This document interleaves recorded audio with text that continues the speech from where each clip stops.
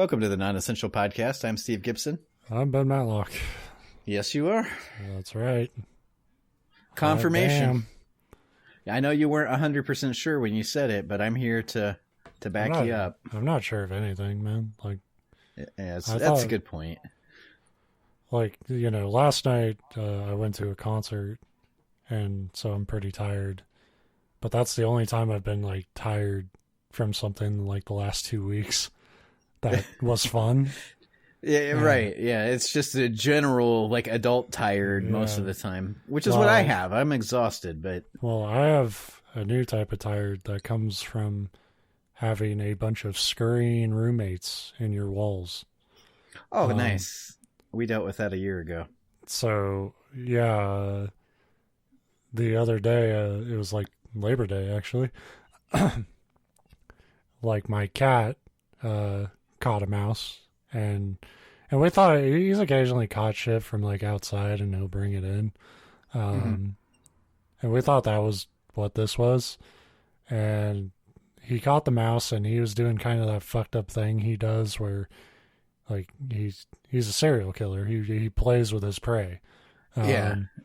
And a lot of cats do that. Yeah, and I got him to drop it, and I'm not proud of it, but it seemed like the better alternative. I just stepped on it and killed it. Which is a gross way to kill them. I hate doing that to spiders. But you're not wrong. I mean, it's gross, but the thing's been punctured. I didn't want it fucking bleeding out and twitching on my floor. So you pop it like a fucking balloon. Well, Nice. I mean, it didn't feel good. But I was like, okay, well, that's one mouse, and it probably came from outside. That night, it's holiday weekend, everybody's been staying up, but you got to go to work tomorrow. I'm just about to nod off at midnight, and then my cat just jumps up, and my cat's insane, the other cat. Sure, yeah. She freaks out about anything. I don't know why I believed her this time, but I sat up, and just something fell off. I was like, you just kind of knew. There's a mouse. Yeah, sometimes you can. Right. There's another fucking mouse, isn't there? And I see this little black ball scurry along my wall from my bed to my closet. Which is a good feeling when you're in bed. Yeah, and I had to undo, so I was up until 3 a.m. tearing apart my room trying to catch this fucker. Yeah. And I go into into the house, outside my room, grab the cat who's a killer, because this she's a fucking dipshit. I had the mouse cornered, and this cat let it go. Because she's just what's the big deal? It's a new buddy. Yeah. I'm no, it's vermin. And you're supposed to have instincts for this thing.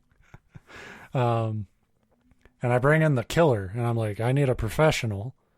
Go get him, boy. And he's he just looks at me fuck you. I'm sleeping. He's I catch mice on my own term. Yeah, he's I don't give a shit about your room. I'm are you fucking kidding me? Eventually, I somehow shake up enough junk. I've lost it completely, and I'm furious. Because I've just torn apart my whole room to find this fucker. And I don't know what I'm gonna do when I find it. Now my cat. I was gonna say that's now my cats aren't gonna fucking kill it. I don't have any humane way to catch it and release it. So death is the only option. But even then, they're so fucking fast. What are you gonna do? I'll tell you what you do. Shotgun. I blew up my house and. I'm recording this under a bridge. No, I moved enough shit that it's that thing. Inevitably, you will move a pile of crap, and the mouse will pop out. And I did that, and then the thing came at me. Normally, they run towards the wall. This thing took a diagonal approach toward me, and I threw a towel on it. And jumped on it like I was fucking Mario. Oh, woohoo! I hope you yelled that too, as you. I jumped like it was the multi-coin block. Like, and it worked. I fucking definitely smoked that one. Unfortunately, when there's, one mouse might be a coincidence. 2 mice means you got a fucking problem. You got a nest hanging out. And we found a hole, and now we've rigged our fucking walls with goddamn poison pellets, and hopefully they'll be dead in a day or two. But you know what? If you're not opposed to killing them, which obviously, I know you're like me. Like usually, if I can, I don't want to, but I don't right, want exactly. to. But you can't have mice. They spread disease. They shit on everything. And they get worse, and they chew your wiring and cause fire. Like I'm not taking the long way around to this. Like. Right. You shouldn't be here. We've got a friend that, and I probably talked about it. It's been very fortuitous for us because we've had need of it. But he owns a extermination, like a pest control company. That's what he does. And he had suggested when we had him, you get the mouse traps, which are super cheap. And he said, bait them with, and it sounds like the dumbest fucking thing in the world, but you crush up cherry cough drops and then mix it with peanut butter and bait them with that. And holy fuck, does it work really well. Like you always hear cheese or this or that, but peanut butter and cherry cough drops, it makes no sense, but it works extremely well. And we had one, it was similar, although that's why I was laughing. You're like tearing your room apart. When we had our problem, most of them were in our attic. So he went up there and set traps and was taking care of them. But there was one day I came home and turned my stove on, or my oven on, and as it got hot, one came running out from underneath. So it was either in the oven or under it.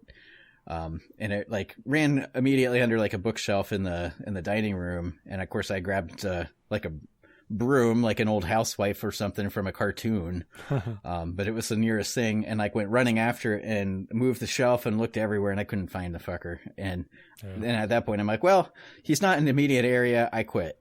But I hit that point. So I had my like OCD, like I gotta catch it, I gotta kill it thing Labor Day night, and then going to bed at 3 a.m. on a work day. I'm not really wired for that anymore. And then the next night, like, my cat got up and did the same thing, and I just rolled over, and I'm like, I don't even give a fucking shit. That's the thing. It's like mice are gross, and I want them taken care of, but I also am not, like, worried about them. Like, if it was a snake, I'm either catching it or burning the house down. Like, I'm not going to just be like, oh, there's just a snake in here somewhere, and we'll get it later.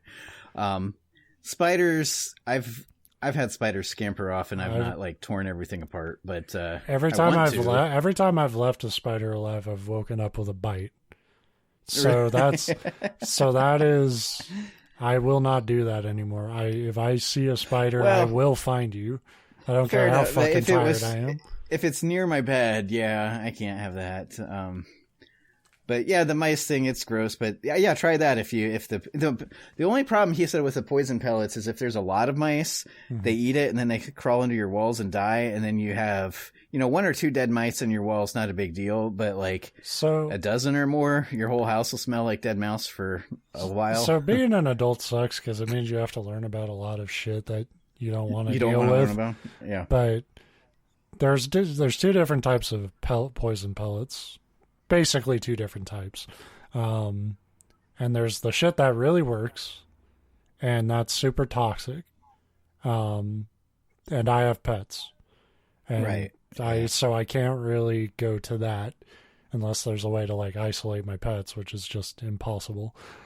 And then there are these pellets, which how they work is they essentially force the mice into dehydration. They eat just enough of that it fucks up their they don't want to drink water. It fucks up their kidneys and they die in a day or two. And it seems like they're eating them. These pellets are going away rapidly. But because they're dying that way from like dehydration, they're like drying out and like almost like mummifying. Yeah, so they don't smell as bad and stuff. So, and he said mice usually, unless you have a real bad infestation, rats were, because we had, if you remember, both mites and rats. And so that was fucking cool to find out. And the rats are the ones he says you really don't want to poison, because when they die in your walls, it's like you either are cutting holes in your walls trying to find them, or you just live with a carcass smell for like 6 months until it finally goes away. And I didn't like either of those options. yeah. So anyway, good luck with that. It's gross, but like I say, if you need to, I would try the cough drops. And I'm kind of game for everything at this point. The only thing is, you were talking about having to step on it, and it's like I said, we're both in the same boat. Like if I can feasibly, I don't like if I could just swat the idiots outside, I would, but you can't. Right. Like, but the one that was in my kitchen, I talked to our friend, and he's like, oh yeah, use the peanut butter and cough, and within a day, I remember that's the other thing is I found a drawer. You know, we all have like drawers in our kitchens or elsewhere where you don't use it for much. It's just like a catch-all. Yeah. And so it doesn't get open that often. We had a medicine in it, like cough drops, which after the fact made sense. Rats in there just like high as hell. Well, yeah, I ended up like having, I think Lincoln had a fever or something, or I needed something out of the drawer, and I opened it up and there's just like mouse crap all over in it. And you can see little pieces of like packaging torn up. And it's like fucking gross. So I cleared all that out and put the mouse trap in there. And the very next morning, at the time I was, I'd like wake up about halfway through the night and couldn't go back to sleep in bed. So I'd come downstairs and sleep on the couch. And I was laying on the couch real early the next morning, and I heard the click, and I was like, I think I got it, but I'm not going to check right now because fuck it, I'm tired. And it got it. It worked real good, but it was so fucking gross because those mouse traps aren't humane. Like that little bar like went right through the center of this thing's head, and it's like one eyeball sticking out, and it's gross. It's gruesome, but it's like, but it killed the fucker. Like you can't. That's the other thing. It's like the ones you have to take care of it, and like the ones in my attic, it's like, okay, that's not good. We got to get this taken care of. As soon as one was in the kitchen, it's like, I got to fucking get this thing because it'll shit into like, you'll get sick. I mean, it can. And like, you have to like reframe your mind into like a primal version of yourself. Because it's like, I get that shit all the time if I kill a spider. It's like, why? The spider wasn't bothering anyone. It's like, if I get into that spider's web, it bites me. That's its fucking nature. And it wins. I don't know. Spiders, I'm funny because I'm like 50-50. If I can capture them and get them outside, I usually do. But what I'm saying is like, that is its nature, but it has no punishment if it comes to my home. Fuck that. There's a lot of fucking woods and shit out there it could live and be fine. That's the other thing. It's funny too, is because, and I, like I said, I try to be humane, but I'm not, never hurt a fly. And you got to also realize, like, this thing would fucking bite my jugular out, these mice, if they could. I mean, mice will bite and attack you. I played Dark Souls. That's like the third enemy you run into. And it's like the third most deadly enemy in that stupid fucking game. Yeah, because they poison you immediately. The rats and dogs are always the worst. Yeah. Like, I can appreciate, like, sorry, little fella, after the battle is won. Yeah. You feel bad. You might do a little, like, Hail Mary for it or something. Yeah, like, I love Splinter. Ninja Turtles is great. I didn't want it to come to this. I saw you watch Mutant Mayhem. Yeah, it's great. It looks awesome. You know, even though I do have, like, my geek hang-ups about it, you know, because they kind of just sort of gloss over the whole idea of, like, you know, they're separate from the society they want to be a part of. Yeah. You know, and the whole plot is like, we want to be acknowledged and shit. And they're, you know, they're young versions of the Turtles. But then, like, you know, at the end, they're kind of like, okay, we got to be, it doesn't matter. We can't do this for recognition. We got to do this for the right reasons. Pizza. But then it's like, but we still really want the recognition. So, is that streaming or is that just theaters right now? It's You can buy it on Vudu now. You can do like the Fandango at home. And I knew, like, I heard it was good. I'm a Ninja Turtles freak, as you and me both are. And I like, the art style is incredible. Like, you alone, the animation alone would sell you on all of it. Because it looks so fucking cool. Yeah, I've noticed that. And it's one of the best looking. And I've not been as, like, there's been a few of the incarnations of the Ninja Turtles that I've really hated the animation style, but even a lot of the ones that went like different or whatever, I don't hate. But now when you say that, like, I think you're probably a bigger fan of Ninja Turtles than me. I was a huge, but you like it's a huge classic. Part of my yeah, it was part of my childhood. I mean, we were fucking obsessed. I grew up in the 80s. Which when I say I'm a Ninja Turtles nerd, that's what I'm referring to too. Yeah. Like, I didn't watch every fucking Ninja Turtles series that's been out the last 20 years. Oh, I've watched literally none of them except for the I watched the original and the movies. And then the movies, yeah. Right. And by movies, I mean the first one and the Vanilla Ice one. The ones. The ones, the two. Because I know they made a third live action back in that same time period. Which was god-awful. They go back in time. Yeah, it doesn't count. The TMNT animated movie was pretty damn good. I don't remember when that one came out, but it was like more sort of a generic CGI look. But it was pretty good. And it called back to those original movies, I thought, in entertaining ways. And then Michael Bay happened. And I don't know what those were. They weren't turtles. They definitely weren't ninja. Because they're about the size of a building. Yeah. And like they have to like crab walk almost because, I don't know. Just like, what, you know...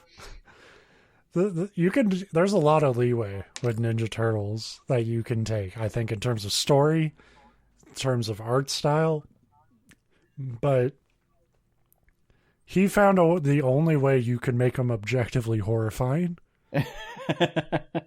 Yeah. I mean, looking back at the original live action suits, like those were almost terrifying in the like Five Nights at Freddy way, and they're still lovable. But yeah, the Michael Bay ones, there's not anything redeeming about them, visually or story wise or otherwise. I guess the only redeeming thing about them is they were kind of the thing that kind of reignited the interest in Ninja Turtles to the point of making good stuff. And I don't know how. I think it was that they were so bad that even like shitty Hollywood executives are like, no. Like, well, I think it was, I don't know if that's true. I think it's more one of those things. Like, I'm pretty sure Nickelodeon owns all of the rights to that now. And like, it's such a franchise moneymaker that, you know, it's like, oh, we'll put it into Michael Bay because of Transformers and shit. And then it was like, oh shit, like, okay, we made 2 of those. They were trash. And then maybe they realized that you can't. Like, this is one of those cases where I think they're just trying to copy like other franchise formulas, but this time they went with one that you really should copy, which is like the Into the Spider-Verse shit. Yeah. And that's a great approach for Ninja Turtles, as it turns out. I still want and we can't talk about the Turtles without me saying I want that like gritty fucking like either From Software or now I'm forgetting who did the Arkham. Oh, Rocksteady. Rocksteady, yeah. Although they've proven to be not as dependable in making. Yeah, like they would have fucked up and made like the goddamn Turtle Wagon like 70% of that game. Right. Yeah, that's the problem. Is like, I mean, the Rocksteady team that did the first Arkham. I mean, I think the second one was pretty good. I didn't really play much. Arkham City's great. Yeah, Arkham Knight's not even like, you know, the worst game I've played. It's not bad, but it's definitely bad compared to those. But the fact that they haven't done they didn't do a Ninja Turtles game when the iron was hot is very disappointing. Well, that's the problem with Nickelodeon owning it, is they insist that it has to be like kid friendly. What really bummed me out though was when Platinum made a Ninja Turtles game and it was terrible. Terrible. Yeah. Yeah, you would think that they would have nailed that, but yeah, it's a fucking action game. How do you? I don't know. We're way off our normal chartered course here. That's quite okay because I do have a topic, and if you haven't listened to the show, that's what we bullshit for the first part until we are like, okay, it's always scare off every fucking potential listener. It's basically until like even we get bored of our shit, and we're like, okay, let's get to... Yeah, I'm gonna want to go to bed at some point tonight. I guess we better finish. Right. But we bring different topics every week, just things we find interesting or creepypasta or whatever. I've got a topic. It's not a creepypasta as tempting as that was.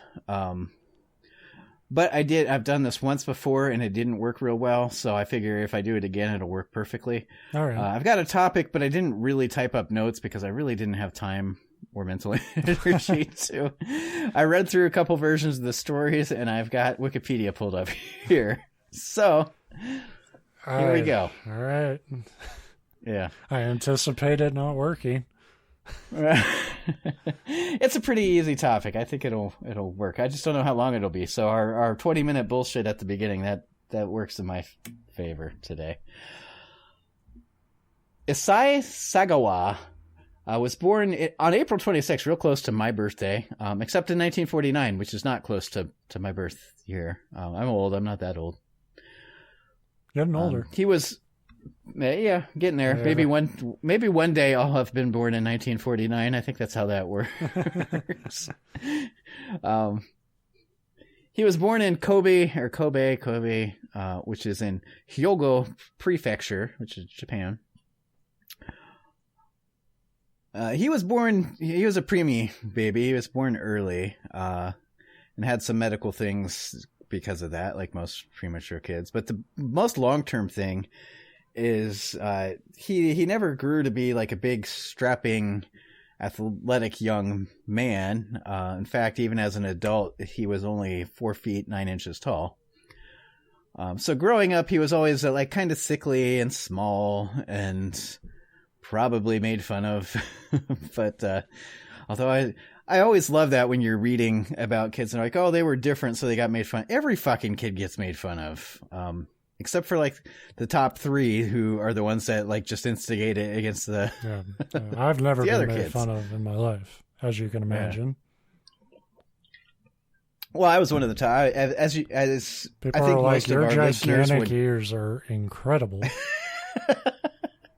It's beautiful. Can I draw you? Yeah. But I mean that in a flattering way, not in a. Yeah, they sexualize my ears. Yeah. They put giant tits on them. So, I think most people wouldn't be shocked to learn that I was extremely popular in high school. One of the most beloved and well-known kids in the school. So anyway, Issei, I think I'm saying that right, wasn't really one for like athletics and whatever. He grew up with an interest in books and academics. He loved literature. He was really, really into reading and writing. And in the first grade, he also developed his probably most famous love, and that was a desire to eat people. It says when he was in first grade, a passion. Yeah. I guess when he was, I don't know what age first grade is, and I don't know if it's like even similar in Japan or the school structures are different, but it's pretty young. I want to say, because I think Lincoln would go into kindergarten around 5 or 6, so probably 6 or 7. He said he saw a man's thigh, and that's what got him started on the path. He couldn't stop thinking about eating it. So he also developed some other like hobbies, I guess, admitting after the fact that he developed a bestiality relationship with his dog, in addition to the cannibalism. Yeah. Not thrusted upon his dog. No, the dog seduced me. Consent is a gray area when you're talking about a dog. When I told him to sit, There was an implication. So at the age of 24, he was attending, I don't know, it looks like Waco University, but it wasn't the Waco in Texas, so it's probably pronounced like Waco, Texas. In Tokyo, Issei followed a tall German woman home and then broke into her apartment while she was sleeping. His intention was to cannibalize her by eating part of her ass, and not in the internet sexual way, but literally... Not in the slightly dangerous, but pretty fun way. Fun way, right. More in the, I'm going to cut off a chunk.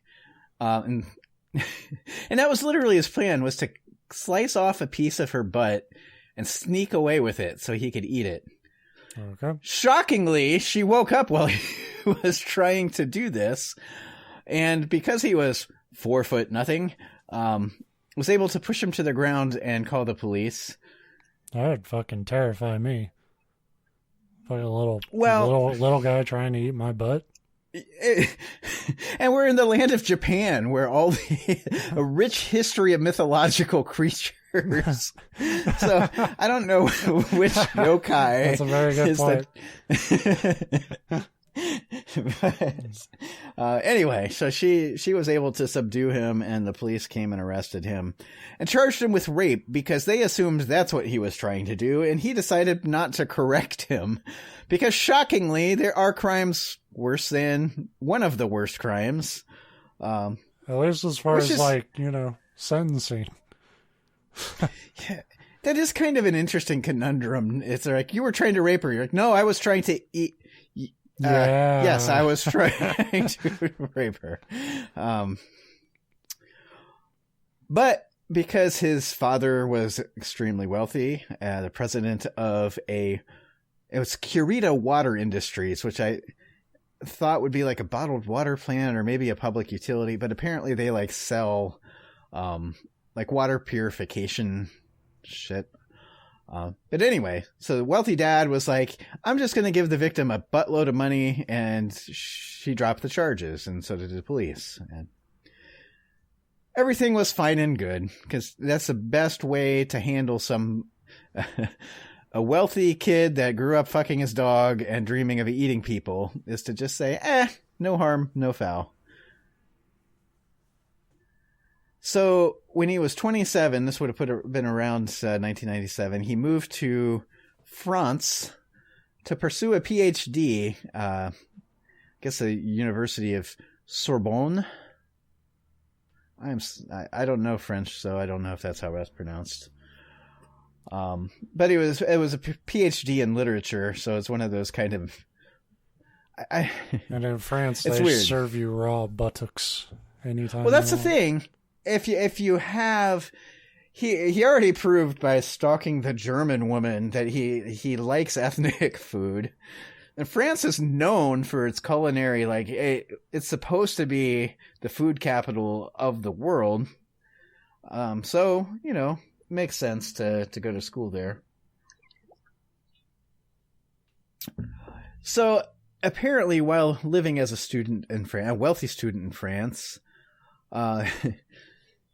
he would almost every single night bring home a prostitute with the intention of shooting them and eating them. But he said for some reason every single time his fingers froze up and he couldn't pull the trigger.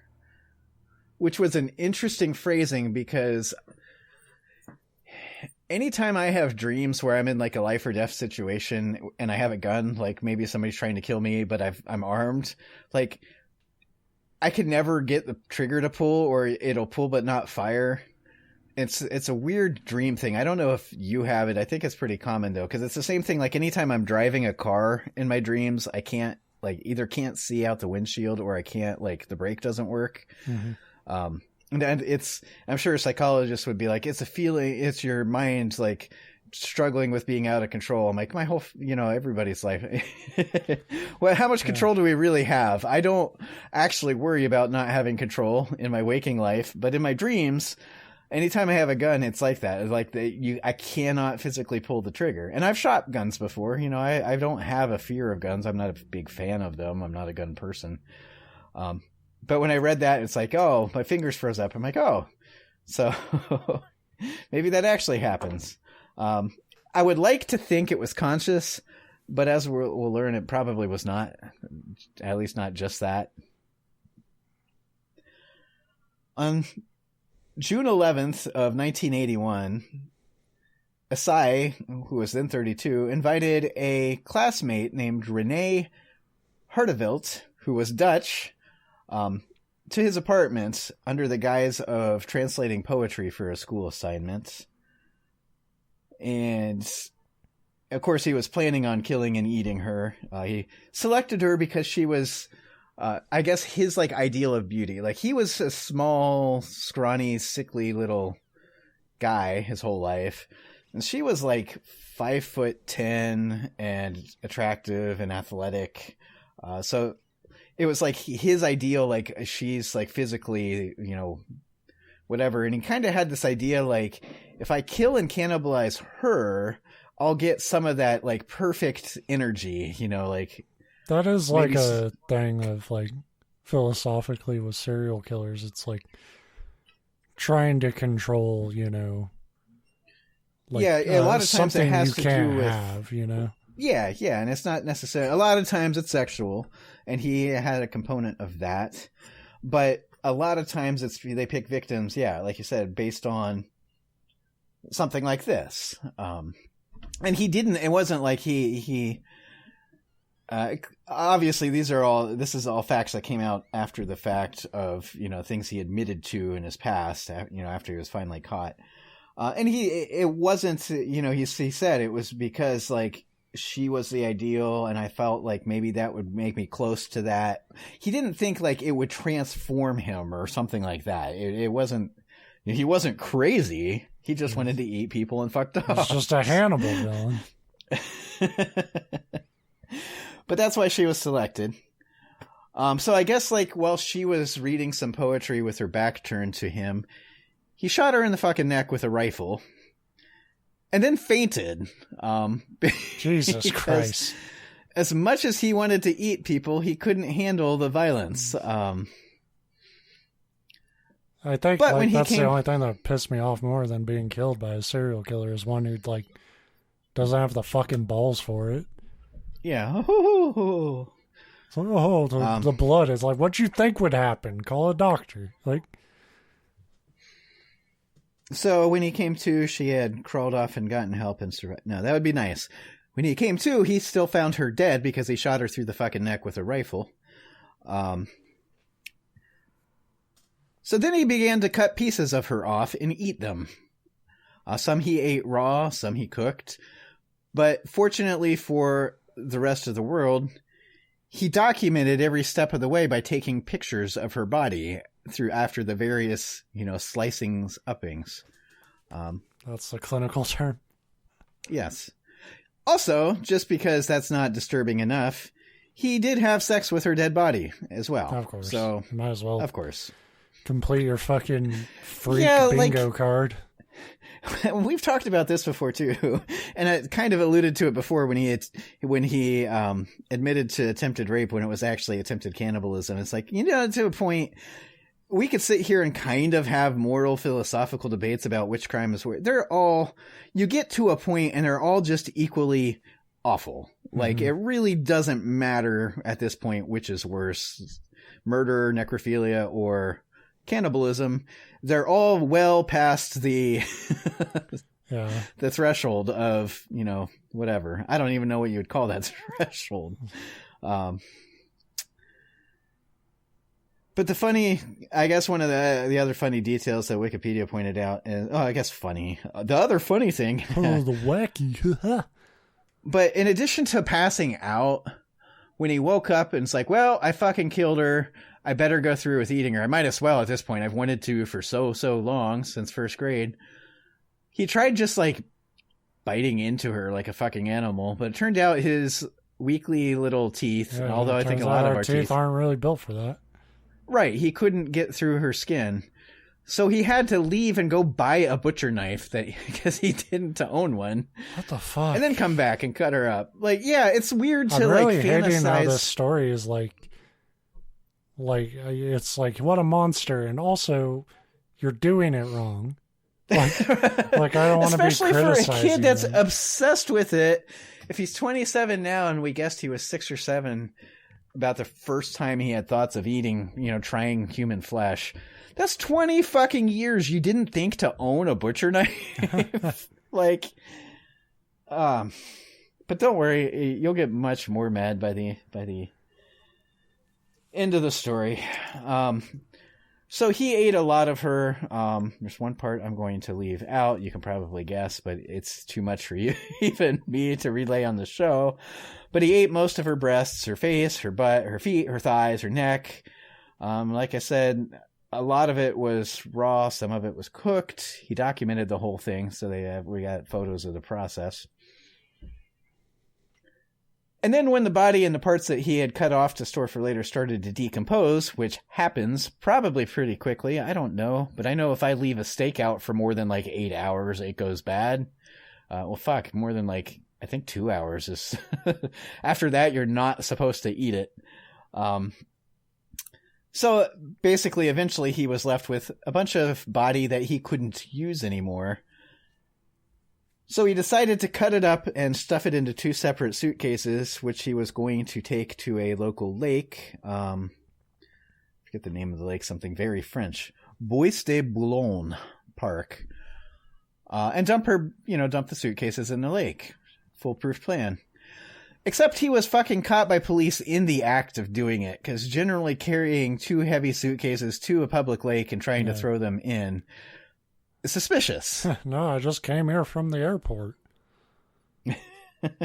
Decided, what? I don't need all this stuff. I'll buy new things.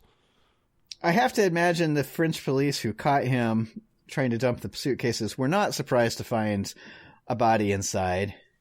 They were probably extremely surprised to find pictures and a crime scene where he ate her back at the house. But to that end... they did their job right. Then they caught him and threw him in jail to go to trial. But again, he had a very wealthy dad. And though he had to wait like 2 years for it to go to trial and go through courts, he was eventually found insane, not guilty by reason of insanity, and sentenced to imprisonment in a mental institution. Well, I mean, that is kind of... we've had that conversation on this show before about like the legal definition of insanity and. Well, yeah, I mean, and I'm not arguing that he wouldn't fit. Like he definitely needs some psychiatric. But that's what we started talking about. Like the legal definition of insanity isn't really about are they crazy or not. It's like there's a lot of people who are crazy. It's more about are you so crazy that you're not even comprehending what you've done.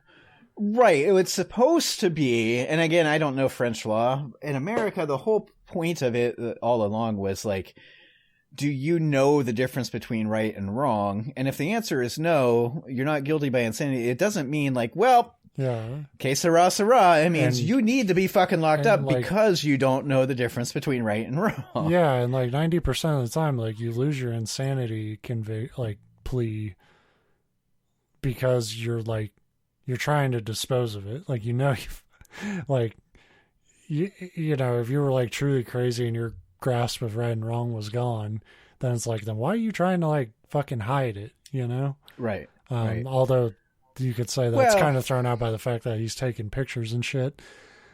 But at the same time, is that correct? Or is that just the American way of doing things, And that's where not guilty by reason of insanity. I hate that term because what it really should be is guilty but insane, or guilty but not competent. Because wackoed.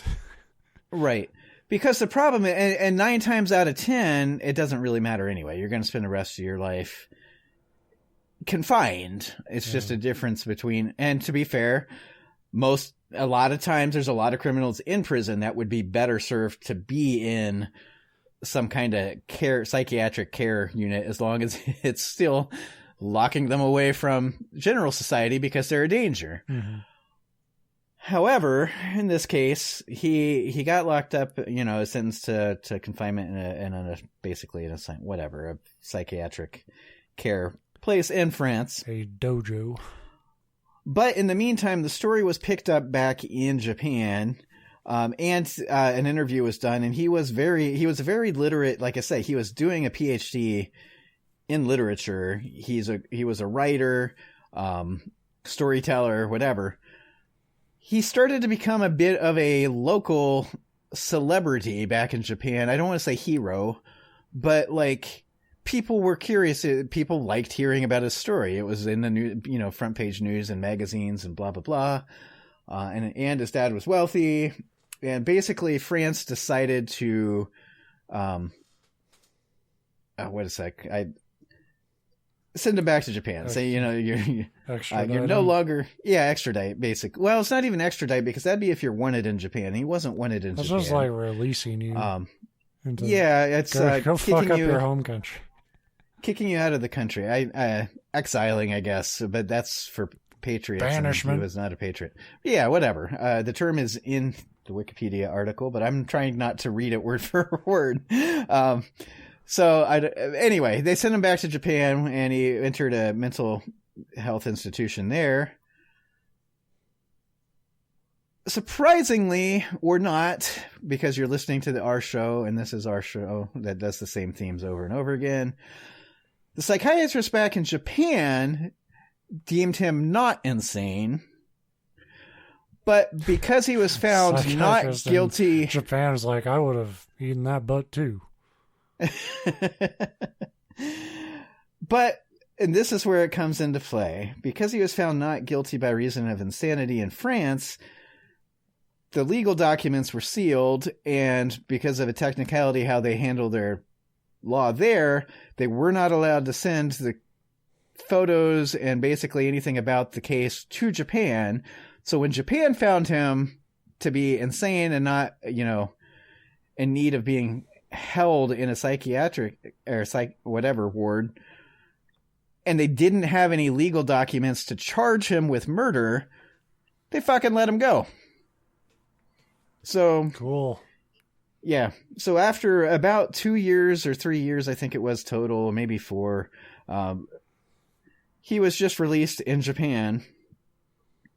But by then everybody knew about him, and he was doing interviews and writing articles and all sorts of stuff. He went on to become a very well-known, author. I don't want to say that as necessarily a celebrity and successful author, but he was frequently invited to be between 1986 and 1997. So like as I'm growing up watching Ninja Turtles, he was invited to be like a guest speaker and commentator. He appeared in an exploitation film called Unfaithful Wife, Shameful Torture, which he played a sadomasochistic voyeur, which I'm sure he didn't have to try real right. He wrote books about the murder, as well as like kind of about his childhood and like the fantasies. He wrote a book about the Kobe child murders, which was apparently a string of probably a serial killer. I didn't click on that article. He didn't do those, but he wrote about them. But he wrote a book as if he did. And the best, most funny fucking part of this whole thing is he would also write restaurant reviews for the Japanese magazine Spa. Does not taste quite as good as that girl I allegedly killed.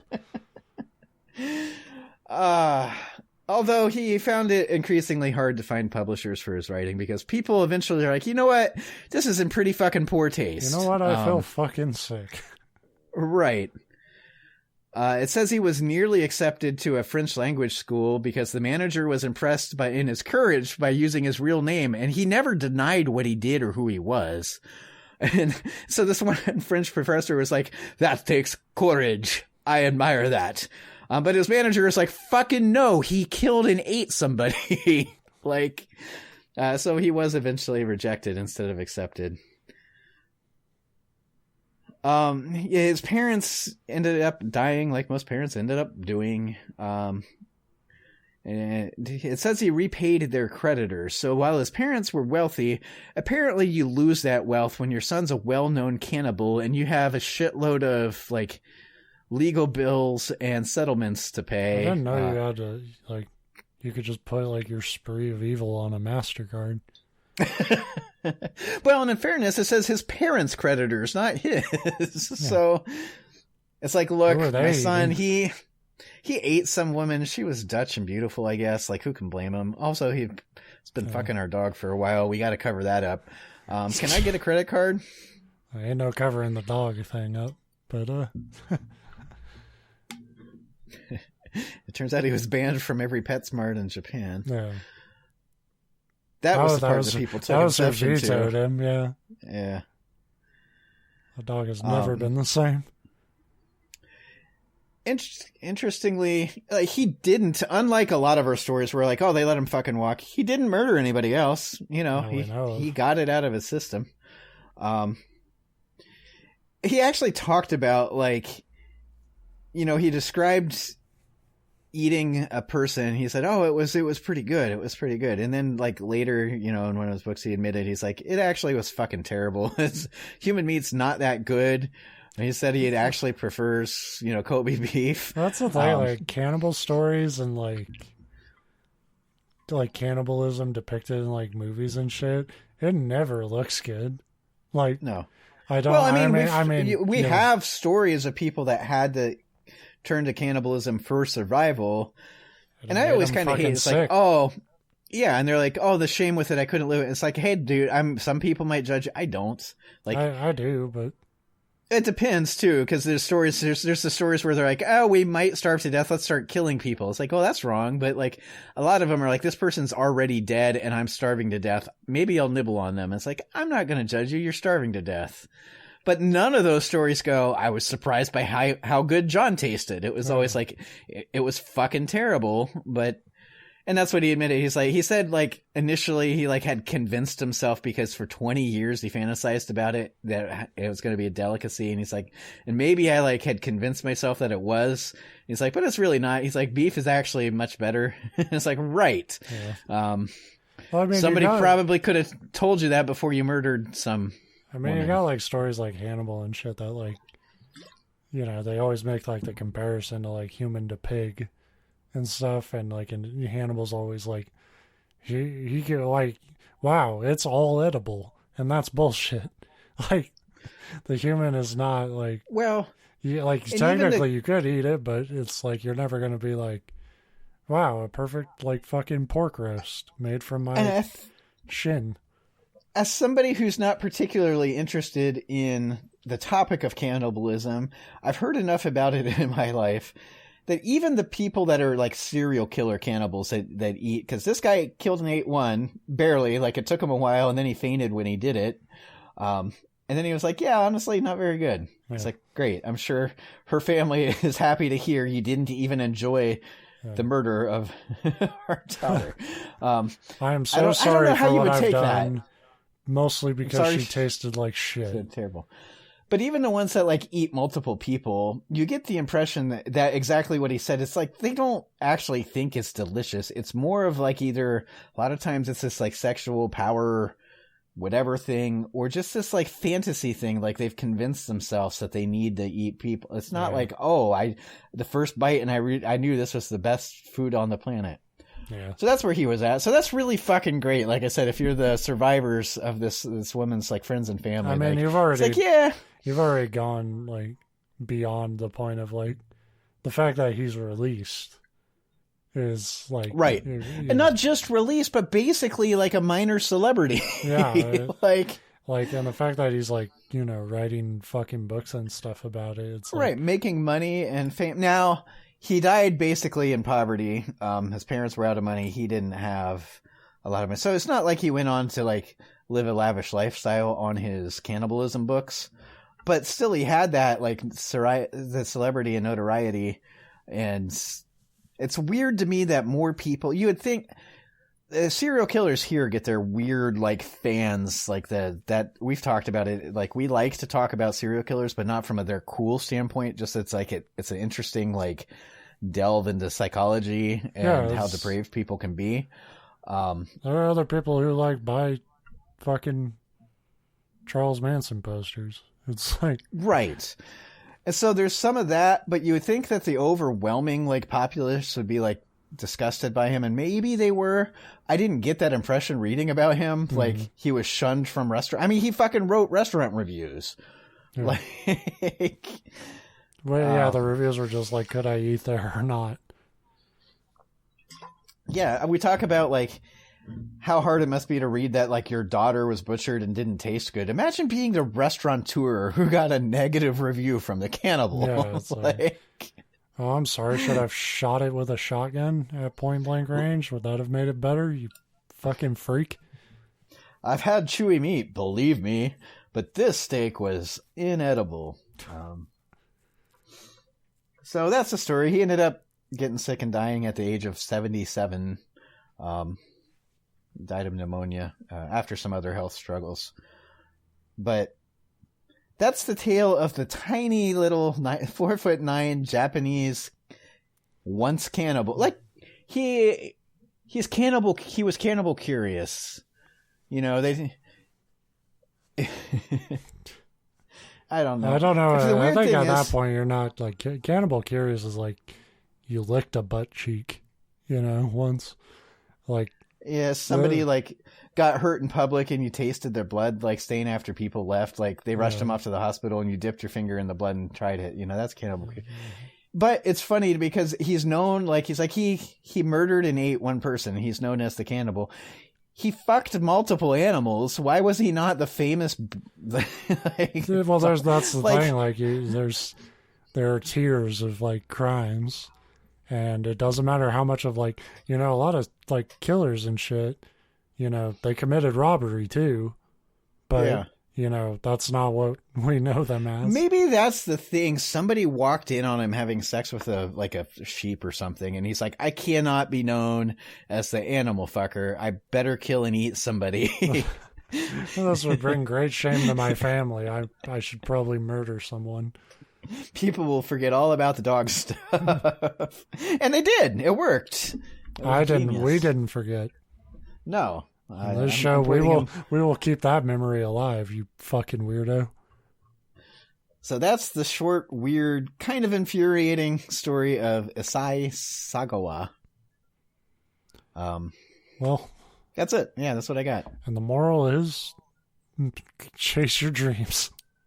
Oh, I missed this part when I was working through it. I guess he had a nickname of Pang, which I like. It's Hunger Pang. Like, oh man, gotta try that butt cheek.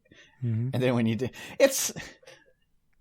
that's the one thing that, a lot of times these people get successful in selling their like criminal stories because parts of them are identifiable. And I guess I've had that where there's like some food that you keep seeing and you're like, that looks so fucking good. I got to have it. And then when you sit down and have it, you initially convince yourself, you're like, yeah, I knew it would be. And then you're sitting there and you're like, that kind of sucked. And like, maybe $20 for a cheeseburger was fucking stupid. I could have just gone to Wendy's.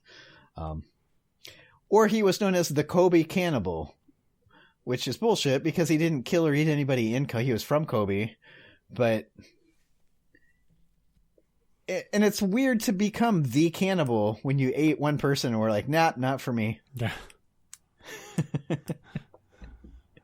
Yeah. He's the most... He's a sick eater of men, and he like takes one bite, like, ugh. Although I think we've all been there too, like where you go through a phase, and it's like I'm like, you know what? I'm gonna try to learn. I know you skateboard, and I wanted to try and be like, if I talk to one person once and been like, yeah, I'm thinking about taking up skateboarding, and then there's always that one person, and for the rest of your fucking life, they're like, oh, there's Skater Steve, and it's like, I fucking tried it once, like. Learn more about me, Dick. Yeah. No, I didn't have that happen. No, like I didn't get known for anything. Except at like parties. People knew me for pissing a really long time. Like a really long time. Pisser Ben. Yeah. Long piss Ben. Yeah, but they're not even like they didn't even give it a nickname. They were just like, Jesus Christ. See, that's bullshit because Long Piss is a pretty good like college like party nickname. Like it's like a pirate name. Yeah, I'd take it. How is there a fucking mosquito in my basement? A skeeter. Basement is not critters. An environment for mosquitoes. Get the fuck. He's like, hey, non-essential podcast, how's it going? He's like, I heard somebody talking about eating people. That's what I fucking live for, man. I love blood. I don't know. Here, the mosquitoes have been fucking ridiculous this year. They're never good because we live in a climate. I imagine they're terrible where you're at too. But they're not the worst, but not great. Yeah, it feels like the fucking Amazon this year here, and I don't know. Anyway, they're just kind of reality. Yeah, especially for me because I kill all the fucking spiders who would deal with them for me. Bats are way better, but you really don't want bats in your house either. That's a hard infestation to deal with. Bats are one of those animals that I'm like, man, those are so cool until they're near you. Right. I know a lot of people that like pick them up and they're like, but they're cute. I'm like, they kind of are cute until they're near you. Yeah. and then they're very not. And you, like I said, you very much don't want them to start nesting in your attic because they're very hard to get rid of. But they're great to have around the neighborhood. I've seen a bunch of bats flying around here and it's like, cool, stay away from my house. Keep on keeping on, bats. We used to, I think we talked about this on the show before or off the air. Where I grew up, we had a pond, and there'd be a bunch of bats at night, like just, because there's woods around. And if you were out fishing and it got after dusk, you'd start to see the bats come out, and we'd take the hooks off because I'm not, like I said, I don't actually like harming animals. But you could tie one of those little lead like weights to your line and just toss it kind of up in the air. Yeah. And they'd pick it up with their sonar, and they'd always swoop by and kind of bump it. And, they'd never like grab it and fly off with it, which isn't what we wanted anyway. Which would be funny. It would until they get like tangled in the line, and you got to deal with that. I'm just imagining it like pulling you away. Ah! That's the true origin story for Batman. It's not a cave of bats; it's a single bat. A horrible kite flying incident. That's it. Yeah. Turned me into ninja. Yeah, that's the show. I don't know. Yeah, if it happened. We generally don't do like our show's not about morals. Like it's not one of those shows where you listen to a story and learn a lesson for life. World ain't great. But if you have a rich parent and rich parents, you can basically do whatever the fuck you want without consequence. Yeah. It's heartwarming to know that's not a uniquely American thing, which I already knew. Yeah, tell your kids as you're raising them, like you can do whatever you want, provided I have enough money. Right. You can be whatever you want to be. I'm fairly sure, based on observation, that that's what rich parents don't tell their kids that they love them. They say, "I've got money." No. I don't have to love you. I have money. We're rich, son. Love doesn't mean fuck. Love's a bullshit thing the poor's made up to feel better. See, I'm ready to be rich. I know the tricks. I know the secrets. Yeah, I'm ready to look down on all. So if you're rich and you're looking for somebody to join the club, just hand me some money. I need it. That's the one part I don't have down. Oh. I'm ready for this lavish lifestyle, except I don't have the lavish lifestyle. Right. But I got that mindset. Yeah, I like to think I'm not currently an ass, but I've got the potential. I'm ready. I'm ready to whip it out as soon as I got some money to back it up with. Backing up my rich dump truck ass. All right. We'll be back next week. Blah. Blah, blah, blah. No, what was it? Fuck. I'm done talking. I'm done talking now, or whatever.